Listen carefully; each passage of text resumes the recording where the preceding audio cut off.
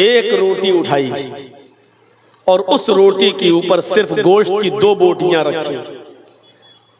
एक रोटी और उस रोटी के ऊपर गोश्त की 2 बोटियां रखी।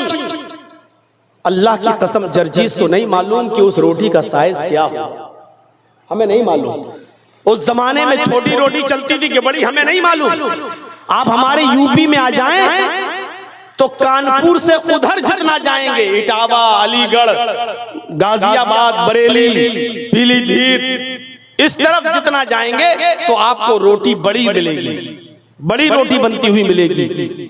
और इटावा से इस तरफ जितना आएंगे आप, कानपुर, लखनऊ और सीता, इस साइड में जब आप आएंगे, हरदोई वगैरह, सीतापुर, इस साइड में जब आप आएंगे, बनारस वगैरह में, तो यहाँ रोटी आपको छोटी बनती हुई मिलेगी। छोटी छोटी। आपके बिहार में भी छोटी रोटियों का चलन है, छोटी रोटी बनती है। बंगाल के अंदर भी यही चलन है, छोटी रोटी बनती है।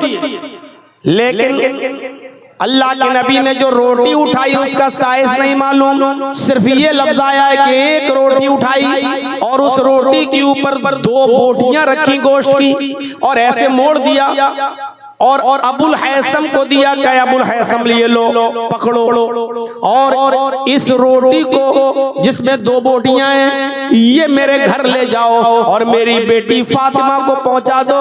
आज तकरीबन 15 दिन हो गए, मेरी बेटी को भी गोश्त नसीब नहीं हुआ। आज 15 दिन हो गए, मेरे घर में भी चूल्हा नहीं जला।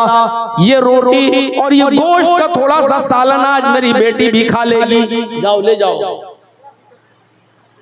अबुल हैसम अंदर गए, कहा बीवी, अल्लाह के नबी ने एक रोटी दी और 2 बोटियों का फातिमा को पहुंचा दो। इस रोटी में और गोश्त इन 2 बोटियों में फातिमा का क्या हो जाएगा? तुम बर्तन तैयार कर दो, टिफिन तैयार कर दो। उनकी बीवी ने रोटियां, कई रोटियां रख दी और गोश्त का पूरा प्याला भर दिया। अबुल हैसम जब उसको लेकर जाने लगे, सुनिए, अबुल हैसम जब पूरा टिफिन लेकर जाने लगे तो अल्लाह के नबी ने उनको दरवाजे पर पकड़ लिया। फरमाया, अबुल हैसम, इस बर्तन में, टिफिन में क्या है? कहा, अल्लाह के नबी, मेरी बीवी को अच्छा नहीं लगा एक रोटी 2 बोटी फातिमा को दी जाए, इसलिए उन्होंने ये पूरा बर्तन प्याला गोश्त से भर दिया और कई रोटियां रख दी ताकि आपकी बेटी पेट भर के खाना खा ले। अल्लाह के नबी की जबान से जो जुमले निकले वो जुमले ये थे, आए अबुल हैसम, अगर पेट भर कर मेरी बेटी ने खाना खा लिया